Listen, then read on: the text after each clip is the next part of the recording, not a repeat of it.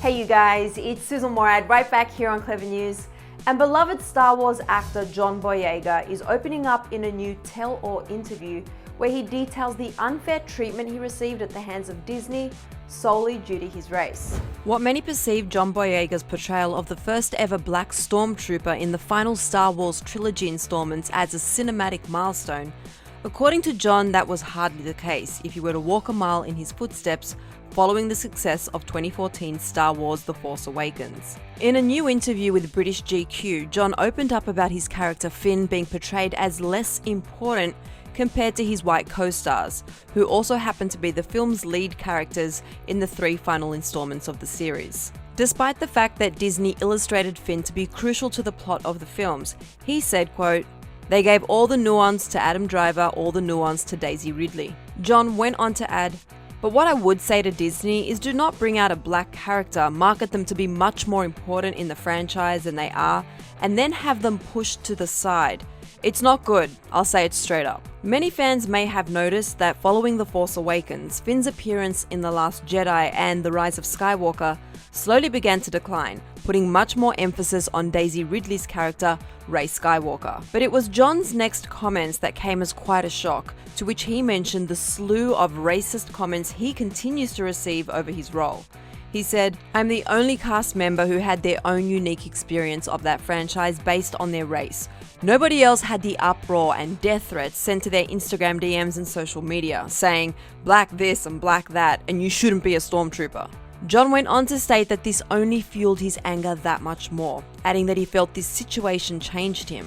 He also noted that his fellow supporting actress Kelly Marie Tran, aka Rose Tico, who is Vietnamese, also took a back seat to their fellow white lead, saying, "Like you guys knew what to do with Daisy Ridley, you knew what to do with Adam Driver," adding that when it came to him and Kelly, it was like, F y'all. Back in 2018, Kelly, who happens to be the first woman of color with a major role in a Star Wars film, actually quit social media due to harassment and harsh criticism from online trolls. John continued to reflect on his and his co-stars' treatment due to their race, saying, "So what do you want me to say? What they want you to say is, I enjoyed being a part of it, it was a great experience." Nah, I'll take that deal when it's a great experience. John has been a strong advocate for racial injustice as he recently spoke at a Black Lives Matter rally in London back in June following the death of George Floyd.